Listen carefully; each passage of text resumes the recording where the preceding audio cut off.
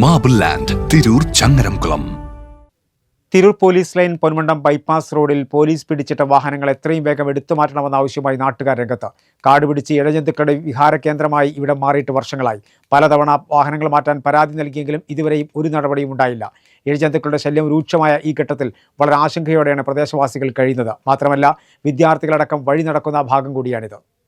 വിവിധ കേസുകളിൽ ഉൾപ്പെട്ട് പോലീസ് പിടിച്ചിട്ട വാഹനങ്ങൾ ഇപ്പോൾ നാട്ടുകാർക്ക് ആശങ്ക തീർക്കുകയാണ്. വാഹനങ്ങൾ കാടുമൂടിയ അവസ്ഥയിലാണ് ഇവിടെ.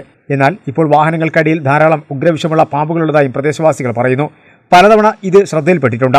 ഉഷ്ണത്താൽ പാമ്പുകൾ ഈ പുൽക്കാടുകളിൽ നിന്നും പുറത്തേക്ക് വരുന്നതും ഈ ചൂടിൽ നിത്യസംഭവങ്ങളാണ്. പ്രഭാത സവാരിക്കാരും മദ്രസ, സ്കൂൾ, ക്ഷേത്രം, ട്യൂഷൻ സെന്ററുകൾ, മറ്റു ജോലിക്ക് പോകുന്ന നിരവധി ആളുകളാണ് ഇതുവഴി കടന്നുപോകുന്നത്. കാടുമൂടിക്കിടക്കുന്ന വാഹനങ്ങൾ എത്രയും പെട്ടെന്ന് മാറ്റണമെന്ന് പലതവണ ആവശ്യപ്പെട്ടെങ്കിലും അധികൃതർ ഒരു നടപടിയും സ്വീകരിച്ചില്ലെന്ന് പ്രദേശവാസികൾ പറഞ്ഞു. ഈ പ്രദേശത്ത് ധാരാളം വാഹനങ്ങൾ, ഈ തെക്കുംപുരി പൊന്മുണ്ടം ബൈപ്പാസ് റോഡിൽ ധാരാളം വാഹനങ്ങൾ കാലങ്ങളായി പിടിച്ചിട്ടിരിക്കുകയാണ്. ഈ വാഹനം പിടിച്ചിട്ടുമായി ബന്ധപ്പെട്ട് ഇപ്പോൾ സംസ്ഥാനത്ത് ധാരാളം ആളുകൾ ഉഗ്രവിഷമുള്ള പാമ്പുകടിയേറ്റ് ദിവസം പ്രതി മരണപ്പെട്ടുകൊണ്ടിരിക്കുകയാണ്. രാത്രിയിൽ ഈ വഴി പോകാൻ അങ്ങേയറ്റം പ്രയാസപ്പെടുന്നു. കാലത്ത് പ്രഭാത സവാരിക്കും പള്ളിയിലേക്കും അമ്പലങ്ങളിലേക്കും മദ്രസയിലേക്കും തൊട്ടടുത്ത് ഇവിടെ വലിയ സ്കൂളുണ്ട്, അംഗനവാടിയുണ്ട്, NS സ്കൂൾ. ഈ ആളുകളെല്ലാം തന്നെ വളരെ പ്രയാസത്തിലാണ്. തൊട്ടടുത്തുള്ള വീടുകളിലെ ആളുകൾ ഞങ്ങൾ പറയുന്നത് വെച്ചാൽ ഞങ്ങൾ എന്നും 2-3 പാമ്പുകളെ കാണുകയാണ്. ഞങ്ങളെ വീട്ടിലേക്ക് തന്നെ പാമ്പിൻ്റെ ശല്യമുണ്ടെന്നാണ് പറയുന്നത്. അപ്പോൾ ഇത് ഈ യാഥാർത്ഥ്യം കണക്കിലായിക്കൊണ്ട് ഈ വാഹനങ്ങൾ ഉടനടി മാറ്റുകയും ഇതിൻ്റെ അടിയിൽ വളരെ പെട്ടെന്ന് വൃത്തിയാക്കി ഈ പ്രദേശവാസികൾക്ക് സംരക്ഷണം ഉറപ്പുവരുത്തണം. പ്രദേശവാസികൾ ഇതുവഴി നടന്നു പോകുന്നത് ഭയപ്പാടോടുകൂടിയാണ്. കുട്ടികൾക്ക് ഇതുവഴി കടന്നുപോകാൻ കഴിയാത്തൊരു സാഹചര്യമാണുള്ളതെന്നും നാട്ടുകാർ പറഞ്ഞു. ഞാൻ എൻ്റെ മോനും കൂടി ബൈക്കുമ്പോൾ വരുമ്പോൾ സ്കൂളിൽ അങ്ങോട്ട് പോവുകയാണ്, ഒരു കടയിലേക്ക് പോവുകയാണ്. അപ്പോൾ വലിയൊരു പാമ്പ് വണ്ടിയിൽ നിന്ന്. അപ്പോൾ വണ്ടി നിർത്തിയെന്ന് പറഞ്ഞേക്ക് ഞാനും എൻ്റെ മോനും കൂടി വീഴേണ്ടതാണ്. ആ വണ്ടി ബ്രേക്ക് പിടിച്ചുകൊണ്ട് ഞാൻ എൻ്റെ മോനും തലടിച്ച് വീണില്ല. അതുകൊണ്ട് ഭയങ്കര കേസിലാവൽ. അത് ഈ ഇപ്പുറത്തെ പറമ്പ് അങ്ങോട്ട് സാധനം പോയിട്ടുണ്ട്.